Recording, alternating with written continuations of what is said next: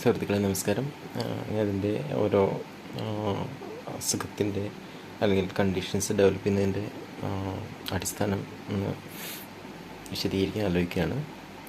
ആദ്യം സൂചിപ്പിച്ച പോലെ ഓരോ 5 മണിക്കൂറിലും വിശക്കാൻ പാകത്തിന് അതിശക്തമായും 2.5 മണിക്കൂർ ഇൻ്റർവൽസിൽ അതിനേക്കാൾ കുറഞ്ഞ അളവിൽ എന്നാൽ ചെറിയ ഒരു അളവ് വീതം ഗ്ലൂക്കോസ് നമുക്കെല്ലാവർക്കും ലെവലിൽ താഴുന്നുണ്ട്. ഇതാണ് അസുഖങ്ങളുടെ ജനസിൻ്റെയും പല അസുഖങ്ങളും ലൈഫ് സ്റ്റൈൽ ഡിസീസിൻ്റെ ജനസിൻ്റെയും ആയുസിൻ്റെ അല്ലെങ്കിൽ ആയുസ് കുറവിൻ്റെയും പലപ്പോഴും കാരണമായിട്ട് മാറുന്നത്. 3 ഫാക്ടേഴ്സ് അതിൽ. അപ്പം ഈ 2.5 മണിക്കൂറിലും 5 മണിക്കൂറിലും എത്രമാത്രം അളവ് താഴുന്നു എന്നുള്ളത് പാരമ്പര്യം, ഹെറിഡിറ്ററി, ജനറ്റിക് ആയിട്ട് ബന്ധപ്പെട്ടിരിക്കുന്നു. 2 നമ്മുടെ ഫുഡ് പാറ്റേൺസ്. ഇത് രണ്ടുമാണ് മെയിൻലി. അപ്പം ഫുഡ് പാറ്റേൺസ് പറയുമ്പോൾ എന്ത് കഴിക്കുന്നു എന്നുള്ളതിനേക്കാൾ ഉപരി എപ്പോൾ കഴിക്കുന്നു എന്നുള്ളതാണ്. ഡയബറ്റീസിൻ്റെയും ഹൈപ്പർ ടെൻഷൻ്റെയും സോഡിയം പ്രോബ്ലത്തിൻ്റെയും പൈൽസ്, വെരിക്കോസ് വെയിൻ പോലുള്ള അസുഖങ്ങളുടെയും ഡിസ്ക് പ്രോബ്ലത്തിൻ്റെയും കിഡ്നി സ്റ്റോണിൻ്റെയും ഒക്കെ മേജർ കാരണം ഈ സമയ ക്ലിപ്തത, കൃത്യത ഇല്ലാതെ വരുന്നതാണ്. ബ്രെയിനിന് ഗ്ലൂക്കോസ് ഇല്ലാതെ സർവൈവ് ഏതാനും സെക്കൻഡുകളേ കഴിയുകയുള്ളൂ. നമ്മൾ ഭക്ഷണം അല്പം വൈകിയെന്ന് നമ്മൾ കരുതുമ്പോൾ ബ്രെയിൻ മറ്റ് മാർഗങ്ങൾ തേടുകയാണ്. ഇത് പണ്ട് പുരാതന കാലം മുതലേ അങ്ങനെ തന്നെയാണ്. ഇനി ഇപ്പോൾ റീസെൻ്റ്ലി സംഭവിച്ചിരിക്കുന്ന വ്യത്യാസം, കോവിഡിന് ശേഷം ഓരോ സെല്ലിൻ്റെയും ഉപരിതലത്തിൽ, ഓരോ കോശത്തിൻ്റെ ഉപരിതലത്തിലെ ഗ്ലൂക്കോസ് ട്രാൻസ്പോർട്ടേഴ്സിൻ്റെ എണ്ണം ഒരു അടിയന്തര ആവശ്യം പോലെ അഡാപ്റ്റേഷനായിട്ട് നമ്മുടെ ശരീരം തന്നെ 15 to 20 ടൈംസ് ആക്കി മാറ്റിയിരിക്കുകയാണ്. ഇതാണ് ഈ ഗ്ലൂക്കോസ് ട്രാൻസ്പോർട്ടേഴ്സ് ബ്രെയിനിലുള്ളതും പെരിഫറിയിലുള്ളതും, അതായത് മറ്റ് മസിൽ കോശങ്ങളൊക്കെ പോലുള്ള പെരിഫറിയൽ കോശങ്ങളുടെയും ഡിഫറൻ്റ് ആണ്. അവരെപ്പോഴും ഉപരിതലത്തിലില്ല. ഈ പർട്ടിക്കുലർ സമയങ്ങളിൽ അവർ സൈറ്റോപ്ലാസത്തിൽ ഉള്ള ഗ്ലൂക്കോസ് ട്രാൻസ്പോർട്ടേഴ്സ് സെല്ലിൻ്റെ ഉപരിതലത്തിലേക്ക് എത്തുകയാണ് ഗ്ലൂക്കോസ് റിസീവ് ചെയ്യാൻ വേണ്ടി. അതിലെ പോസ്റ്റ്മാനെ പോലെ പ്രവർത്തിക്കുന്നത് ഗ്ലൂക്കോസ് പാക്കറ്റുമായിട്ട് രക്തത്തിലൂടെ നടക്കുന്നത് ഇൻസുലിനാണെന്ന് വേണമെങ്കിൽ പറയാം. ഇത്രയാണ് എൻ്റെ ബേസിക് തിങ്. ഇനി ചെറുപ്പം മുതലേ നമുക്ക് ഈ പ്രത്യേകത ഉണ്ടല്ലോ, പക്ഷേ ചെറുപ്പത്തിൽ ഇതൊന്നും വരുന്നില്ല. അപ്പോൾ കുറേ വർഷങ്ങൾ, ഒരു 3 വർഷം 5 വർഷം വരെ നമ്മുടെ വീട്ടിലുള്ള പേരൻസ്, ഗ്രാൻഡ് പേരൻസ് ആരെങ്കിലുമൊക്കെ നമ്മുടെ പുറകെ ഇങ്ങനെ ഭക്ഷണമായിട്ട് നടക്കുമല്ലോ. അത് കഴിഞ്ഞ് നമ്മൾ സ്കൂളിലേക്ക്, കിൻഡർ ഗാർട്ടനിലേക്കൊക്കെ പോയി നമ്മൾ അഡൾട്ട് രീതിയിലുള്ള, അഡൾട്ട് പാറ്റേണിലുള്ള ഫുഡ് ടൈമിങ്സിലേക്ക് മാറ്റപ്പെടുകയാണ്. അങ്ങനെ ഒരു 3-4-5 വർഷം കഴിയുമ്പോൾ പല വ്യക്തികളിലും ഈ 2.5 മണിക്കൂർ നെഗ്ലക്റ്റഡ് ആവും. സ്വാഭാവികമായിട്ട് അങ്ങനൊരു കണക്കാർക്കും ഇല്ല. വളരെ അപൂർവം പേർക്ക് രാവിലെ 8:30 ബ്രേക്ക്ഫാസ്റ്റ് കഴിച്ചാൽ 11 ഒരു ചെറിയ വിശപ്പ് കയറി വരാം.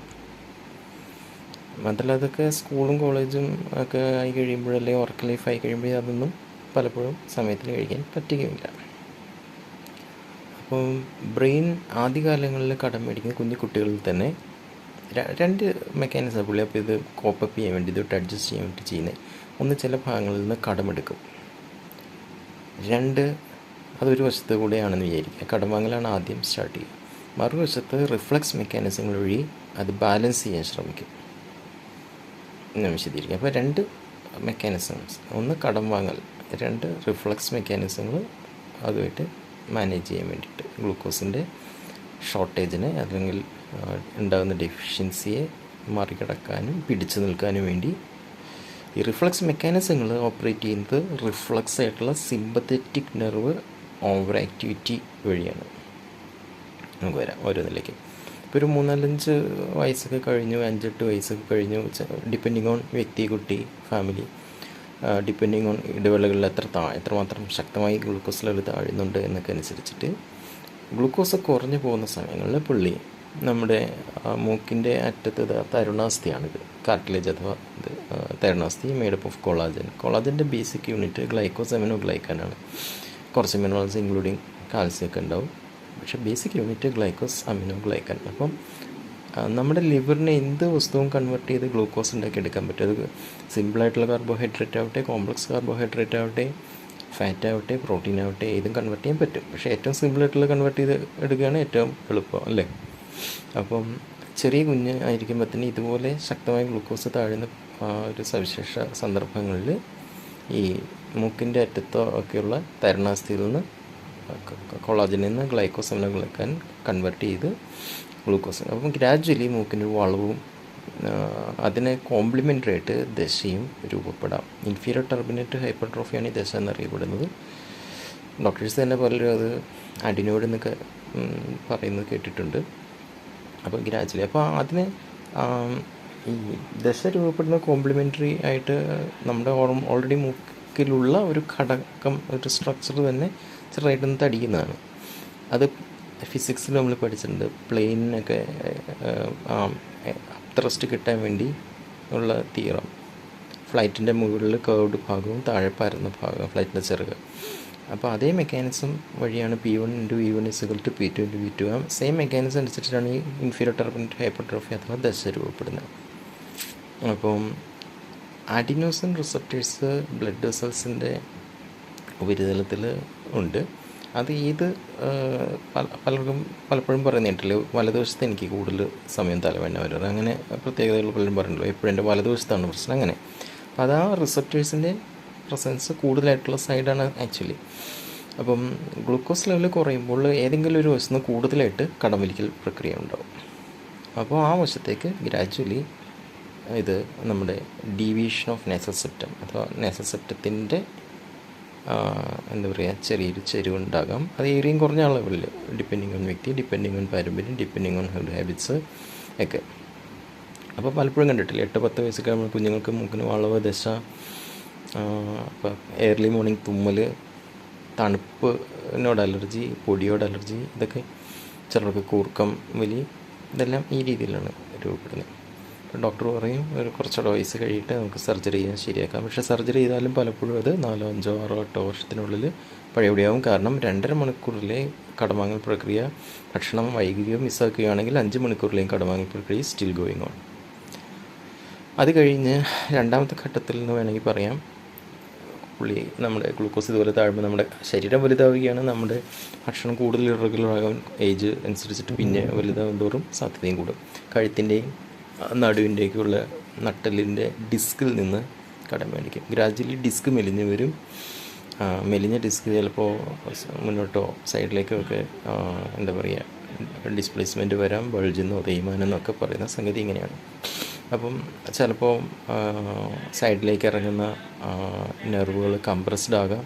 അപ്പം നെഞ്ചിൻ്റെ ഇവിടെ ഒരു വേദന, പുറത്തൊരു വേദന, കഴുത്തിൻ്റെ ഈ നെക്ക് ആൻഡ് ഷോൾഡർ ഭാഗങ്ങളൊരു വേദന, ഇതൊക്കെ വല്ലപ്പോഴും ഉണ്ടാവുള്ളൂ, എപ്പോഴും ഉണ്ടാവില്ല. ചില പനികളൊക്കെ വരുമ്പോൾ അത്തരം നീർക്കെട്ടുകൾ കൂടുകയും ചെയ്യാം. അപ്പോൾ ഡിസ്ക് പ്രോബ്ലം എങ്ങനെയാണ് ഒറിജിനേറ്റ് ചെയ്യുന്നത്? ടെന്നീസ് എൽബോയ്ക്ക് കാരണമാകുന്നത് സെർവൈക്കൽ സ്പോണ്ടിലോസിസാണ് ഈ രീതിയിൽ ഡെവലപ്പ് ചെയ്യുന്നത്. കൈമരവിപ്പ് ഒരുപാട് കൂടി അഡ്വാൻസ്ഡ് സ്റ്റേജിലാണ് കാർപ്പൽ ടണൽ സിൻഡ്രോം. ഉപ്പൂറ്റി വേദന പലർക്കും ഉണർന്ന് ആദ്യത്തെ ഒരു 1/4 മണിക്കൂറിനുള്ളിൽ കുറയുന്ന ഉപ്പൂറ്റി വേദന, അല്ല ഉപ്പൂറ്റി വേദന ഇതല്ല. അപ്പോൾ അങ്ങനെ അതൊക്കെ നെർവ് കംപ്രഷൻ കൊണ്ടുണ്ടാകുന്ന രീതിയിലുള്ള ഇതാണ്. തേർഡ് ഘട്ടത്തിൽ രക്തക്കുഴലുകളുടെ ഭിത്തിയിൽ നിന്ന് ഗ്ലൈക്കോസമിനോഗ്ലൈക്കാൻ എടുത്ത് കൺവേർട്ട് ചെയ്ത് ഗ്ലൂക്കോസ് ഡെഫിഷ്യൻസി നികത്താൻ ശ്രമിക്കുമ്പോൾ വെയിനുകളിൽ നിന്ന് കടം വാങ്ങുകയാണെങ്കിൽ വെയിനിൻ്റെ കട്ടി കുറയുന്നു. അത് പൈൽസായിട്ടോ വെരിക്കോസ് വെയിനൊക്കെ ആയിട്ട് രൂപാന്തരപ്പെടാം. ആർട്ടറീസിൽ നിന്ന് വലിക്കുമ്പോൾ, ആർട്ടറീസിൻ്റെ ഭിത്തിയിൽ നിന്ന് വലിക്കുമ്പോൾ ഗ്രാജ്വലി ഭിത്തിയുടെ ഘടന ചേഞ്ച് വരും. ഇത് തേർഡ് ഘട്ടമാണെന്ന് വേണമെങ്കിൽ പറയാം. അപ്പോൾ ഘടന ചേഞ്ച് വന്നാൽ നമ്മൾ വീടുകളുടെ ഭിത്തിയിൽ പൂപ്പൽ ഒട്ടുന്നത് കണ്ടിട്ടില്ലേ? പെയിൻറ്റ് ഇളകുന്നിടത്ത് പലപ്പോഴും 1-1.5 മീറ്റർ മാറി സെയിം റൂം, സെയിം അന്തരീക്ഷം, പലപ്പോഴും അതുപോലെ പൂപ്പലൊട്ടുന്നത് കണ്ടിട്ടില്ലല്ലോ. അപ്പം ഭിത്തിയിലെ പെയിൻറ്റ് ഈ കടമാങ്ങൽ പ്രക്രിയ കാരണം നീങ്ങിക്കഴിഞ്ഞാൽ അല്ലെങ്കിൽ ഡാമേജ് ആയിക്കഴിഞ്ഞാൽ, ഘടനയിൽ ചേഞ്ച് വന്നു കഴിഞ്ഞാൽ രക്തത്തിൽ സ്റ്റിക്കി ആയിട്ടുള്ള എന്തൊക്കെയാണോ അതൊക്കെ ഒട്ടിപ്പിടിക്കാം. കൊളസ്ട്രോൾ, കാൽസ്യവും പ്ലേറ്റ്ലെറ്റാണ് മെയിനായിട്ട്. ഇതാണ് എത്തിറോസ്ക്ലീറോസിസ് അഥവാ എന്നറിയപ്പെടുന്ന പ്രക്രിയ. ഇതാണ് രക്തക്കുഴലുകളിൽ ബ്ലോക്ക് ഉണ്ടാകുന്നതിന് കാരണമായി വരുന്നത്. അത് ഹൃദയത്തിൻ്റെ രക്തക്കുഴൽ മാത്രമല്ല, കാലിൻ്റെ രക്തക്കുഴലിലൊക്കെ വരാം, എവിടെ വേണമെങ്കിലും വരാം. പക്ഷേ കൊറോണറി ആർട്ടറി അഥവാ ഹാർട്ടിൻ്റെ രക്തം സപ്ലൈ ചെയ്യുന്ന ആർട്ടറിയുടെ അത് വളരെ ചെറിയൊരു 2-3 ബ്രാഞ്ചസാണ്. അപ്പോൾ സ്റ്റേജ് 1, സ്റ്റേജ് 2, സ്റ്റേജ് 3 എന്ന് ചുമ്മാ റഫ്ലി പറയാം.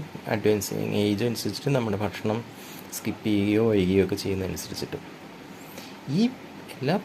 ഈ പ്രക്രിയകളുടെ എല്ലാം തന്നെ സ്പീഡാണ് കോവിഡിന് ശേഷം. ഗ്ലൂക്കോസ് ട്രാൻസ്പോർട്ടേഴ്സിൻ്റെ എണ്ണം ഈ പറഞ്ഞ രീതിയിൽ 15 to 20 ടൈംസ് ഇപ്പോൾ ഏകദേശം 15 to 20 മടങ്ങ് ആയി മാറിയിരിക്കുന്നത്. ഇപ്പോൾ ഇത് വളരെ സിഗ്നിഫിക്കൻസ്. പണ്ടൊന്നും ഈ 2.5 മണിക്കൂറിൽ നമ്മൾ കഴിച്ചില്ലെങ്കിലും 5 മണിക്കൂറിൽ തന്നെ ഭക്ഷണം വൈകിയാലും നമുക്കതിൻ്റെ പ്രശ്നങ്ങൾ ഡെവലപ്പ് ചെയ്യുന്നത് ബൈ ഒരു 60 ഏജ് അല്ലെങ്കിൽ 80 ഏജൊക്കെ ആയിരുന്നു. 15-20 വയസ്സുള്ളൊരു കുട്ടി ഭക്ഷണമൊക്കെ ഇത്തിരിയൊക്കെ മിസ്സായിപ്പോയി അല്ലെങ്കിൽ വൈകിപ്പോയി, അങ്ങനെ 50 വർഷം നടന്നു. ഷുഗറോ പ്രഷറോ ഹാർട്ട് ഡിസീസോ ഒക്കെ ബൈ ഏജ് 60 to 80 എന്ന് വേണമെങ്കിൽ റഫായിട്ട് പറയാം. ആ 50 to 60 ഇയേഴ്സ് എടുക്കുന്ന പ്രക്രിയയ്ക്ക് ഇപ്പം 15 to 20 ആയിട്ട് അതിൻ്റെ പ്രക്രിയയുടെ സ്പീഡ് മാറിക്കഴിഞ്ഞപ്പോൾ ടേക്സ് ഓൺലി 2 to 8 ഇയേഴ്സ്. എല്ലാവരിലും ഒരുപോലെ അല്ലല്ലോ. അപ്പം 17 വയസ്സിൽ 18 വയസ്സിൽ ഹാർട്ട് അറ്റാക്ക് അല്ലെങ്കിൽ ഷുഗർ, ഡയബറ്റീസ് മെലിറ്റസ് അല്ലെങ്കിൽ ഹൈപ്പർ ടെൻഷൻ പോലുള്ള പ്രശ്നങ്ങൾ. ഈ ഡയബറ്റീസും ഹൈപ്പർ ടെൻഷൻ ഡെവലപ്പ് ചെയ്യുന്ന എങ്ങനെയാണെന്ന് പറഞ്ഞില്ല, ഞാൻ അതിലേക്ക് വരാം. ഇത് ഇത്രയും വന്നത് കടം വാങ്ങൽ പ്രക്രിയയുടെ പ്രത്യേകത ഉണ്ട്. ഇത് മൂക്കിന് വളവ്, ദശയൊക്കെ പോലുള്ള പ്രശ്നങ്ങൾ, ഏർലി മോർണിംഗ് തുമ്മൽ പോലുള്ള പ്രശ്നങ്ങൾ, അതിനകത്ത് നിന്നുള്ള കൂർക്കം വലി, ഒബ്സ്ട്രക്റ്റീവ് സ്ലീപ്പ് അപ്നിയ, കഴുത്ത് നടു ഡിസ്ക് പ്രശ്നങ്ങൾ, അതിനകത്ത് നിന്ന് നെർവ് കംപ്രഷൻ കൊണ്ടുണ്ടാകുന്ന ബുദ്ധിമുട്ടുകൾ. ഈ പുറം വേദന നിസ്സാരമായിട്ട് മാറ്റാവുന്നേ ഉള്ളൂ, വലിയ മരുന്നില്ല. അത് ഞാൻ വിശദീകരിക്കാം. സിമ്പിളായിട്ടുള്ള എക്സസൈസിലൂടെ മാറ്റാവുന്നേ ഉള്ളൂ. മരുന്നുകളല്ല ശരിക്കും അതിൽ പ്രാധാന്യമുള്ളത്. ഇനി എങ്ങനെയാണ് ഇതൊരു വശത്തെ കടമാങ്ങൽ പ്രക്രിയ രക്തക്കുഴലിൻ്റെ ഭിത്തിയിൽ തേർഡ് ഘട്ടത്തിൽ ഉൾപ്പെടെ നടക്കുമ്പോൾ അതാണ് ഡേഞ്ചറസ് ആയിട്ടുള്ള പ്രത്യേകത. ഇനി എങ്ങനെയാണ് ഷുഗർ, പ്രഷർ, കൊളസ്ട്രോൾ പോലുള്ള പ്രശ്നങ്ങൾ ഡെവലപ്പ് ചെയ്യുന്നതെന്ന് അടുത്ത വീഡിയോയിൽ ചെറിയ വീഡിയോ ആയിട്ട് ഇടാം. അപ്പോൾ ഒരു വശത്തെ കടമാങ്ങൽ പ്രക്രിയ അത് സഫിഷ്യൻ്റ് ആകാതെ വരുമ്പോൾ, അത് മതിയാകാതെ വരുമ്പോൾ കുറേ വർഷങ്ങൾ കഴിയുമ്പോൾ ബ്രെയിൻ കമ്മിറ്റി ചേർന്ന് തീരുമാനം എടുക്കുകയാണെന്ന് വേണമെങ്കിൽ പറയാം. ഇടവേളകളിൽ, ചില പർട്ടിക്കുലർ ഇടവേളകളിൽ, ഈ 2.5 മണിക്കൂർ ഇടവേളകളിലൊക്കെ ഗ്ലൂക്കോസ് ലെവൽ താഴ്ന്നു പോകുന്നതിനെ പിടിച്ചു നിർത്താൻ വേണ്ടി, അതിനെ മറികടക്കാൻ വേണ്ടി പാവപ്പെട്ട ബ്രെയിൻ നിവൃത്തിയില്ലാതെ സർവൈവലിന് വേണ്ടി കടം വാങ്ങിയിട്ടും മതിയാകാതെ വരുമ്പോൾ റിഫ്ലക്സ് മെക്കാനിസങ്ങൾ ത്രൂ സിമ്പതറ്റിക് നെർവ് ആക്ടിവിറ്റിയോ ഓവർ ആക്ടിവിറ്റിയോ അത് ഇടവേളകൾ കുറയുന്ന പ്രശ്നം മറികടക്കാൻ ഷുഗർ ലെവൽ തന്നെ ഉയർത്താൻ ശ്രമിക്കും. അപ്പോൾ നമ്മൾ ഡയബറ്റിക്കായി മാറാം. അല്ലെങ്കിൽ ഇടവേളകൾ ഗ്ലൂക്കോസ് കുറയുമ്പോൾ ചെറിയ കുട്ടികളായിരിക്കുമ്പോൾ പലപ്പോഴും മെയിൻലി പെൺകുട്ടികളിലൊക്കെ ടെമ്പററി ആയിട്ട്, താൽക്കാലികമായിട്ട് ചില സൂപ്പർഫിഷ്യൽ ടെമ്പറൽ ആർട്ടറിയൊക്കെ വഴി കൂടുതലായിട്ട് ഗ്ലൂക്കോസിൻ്റെ അളവ് കുറവുള്ള കൂടുതൽ രക്തം പമ്പ് ചെയ്ത് കയറ്റി ഗ്ലൂക്കോസ് ലെവൽ ബ്രെയിനെങ്കിലും സഫിഷ്യൻ്റാക്കി നിലനിർത്താൻ നോക്കുമ്പോഴാണ് വാസ്കുലർ ഹെഡേക്കുകൾ ഡെവലപ്പ് ചെയ്യുന്നത്. ഇനി ഇത് സിസ്റ്റമിക്കായിട്ട് മൊത്തത്തിലായിട്ട് കുറേ വർഷം കഴിയുമ്പോൾ കമ്മിറ്റി കൂടി തീരുമാനം എടുത്ത് മൊത്തത്തിൽ ബ്ലഡ് പ്രഷർ കൂട്ടി നിർത്തി ബ്രെയിനിന് ആവശ്യമായ ഗ്ലൂക്കോസിൻ്റെ അളവ് ചില സന്ദർഭങ്ങളിൽ കുറഞ്ഞു പോകുന്ന കൂടുതൽ ലോറി രക്തം അങ്ങോട്ടേക്ക് പമ്പ് ചെയ്ത് എത്തിച്ച് അതൊരു സ്ഥിരം സംവിധാനമാക്കി നിർത്തി ആ പ്രശ്നത്തെ മറികടക്കാൻ സ്ഥിരം പ്രശ്നത്തിന് സ്ഥിരപരിഹാരം തേടുമ്പോൾ നമ്മൾ ഹൈപ്പർ ടെൻസീവ് വേണം. അപ്പോൾ ഒരു ലോക്കലായിട്ട് നടക്കുമ്പോൾ വാസ്കുലർ ഹെഡേക്കുകൾ ഉണ്ടാകാം. സിസ്റ്റമിക്കായിട്ട് സംഭവിക്കുമ്പോൾ ഹൈപ്പർ ടെൻഷൻ എന്ന പ്രതിഭാസം റേസ് ചെയ്യാം. ചില വ്യക്തികളിൽ വേറൊരു മെക്കാനിസം പരീക്ഷിക്കാം. കൊളസ്ട്രോൾ എക്സാക്ട്ലി ഈ രീതിയിലല്ല എല്ലാവരിലും വരുന്നത്, പക്ഷേ ഒരു നല്ല പങ്ക് പേരിലും ഞാൻ ഈ പറയുന്ന രീതിയിലാണ്. അപ്പം കൊളസ്ട്രോളും എന്ന് പറയുന്നത് ഫാറ്റ് ഇതിൻ്റെ ഒരു ഭാഗമാണല്ലോ. അപ്പോൾ സ്കിന്നിൻ്റെ അടിയിലോ വയറിൻ്റെ ഭാഗങ്ങളിലൊക്കെ എവിടെയാണോ ഡെപ്പോസിറ്റ് ചെയ്തിരിക്കുന്നത് അതും വലിച്ച് രക്തം വഴി ലിവറിലെത്തിച്ച് കൺവേർട്ട് ചെയ്ത് കൃത്രിമ ഗ്ലൂക്കോസ് അല്ലെങ്കിൽ കള്ളത്തരം ഗ്ലൂക്കോസ് ഉണ്ടാക്കി ഈ ഇടവേളകളിലെ പ്രശ്നം മറികടക്കാൻ ശ്രമിക്കുമ്പോൾ കൊളസ്ട്രോളിൻ്റെ ഇത് കൂടുതലായി. ഇപ്പോൾ ആദ്യം സൂചിപ്പിച്ച പോലെ അപ്പം നമുക്കറിയാം, ഇപ്പം കുഴഞ്ഞ് വീഴുന്ന പല കുട്ടികളിലും ചെറുപ്പക്കാരിലും കൊളസ്ട്രോൾ കൂടിയിട്ടല്ല. ഭിത്തിയിലെ കടവാങ്ങൽ പ്രക്രിയ കാരണം രക്തക്കൊള്ളുകളുടെ ഇൻറ്റേർണൽ ആ ഒരു ഭാഗത്ത് അവിടുത്തെ പെയിൻറ്റ് ഇളകിയിട്ടുണ്ടെങ്കിൽ, ഘടന ചേഞ്ച് വന്നിട്ടുണ്ടെങ്കിൽ കൊളസ്ട്രോളോ കാൽസ്യമോ പ്ലേറ്റ്ലെറ്റോ 2 or 3 ആകട്ടെ, എത്ര അളവ് കുറവാണെങ്കിലും ഉള്ളത് ഒട്ടിപ്പിടിക്കും, ബ്ലോക്ക് ഉണ്ടാവും. ഞാൻ ആദ്യം പറയാൻ വിട്ടുപോയതാണ്, സോറി. അപ്പോൾ അളവ് അല്ല മെയിൻ. അളവ് നോർമലാണെങ്കിലും ആവശ്യത്തിലും കുറവാണെങ്കിലും ഉള്ളത് ഒട്ടിപ്പിടിക്കും, അത് തടയാൻ പറ്റില്ല. അതുകൊണ്ടാണ് കൊളസ്ട്രോളൊക്കെ നോർമൽ ലെവലിലോ താഴ്ന്ന ലെവലിലുള്ളവർക്ക് പോലും ഇപ്പോൾ ഹാർട്ട് അറ്റാക്ക് വരുന്നത്.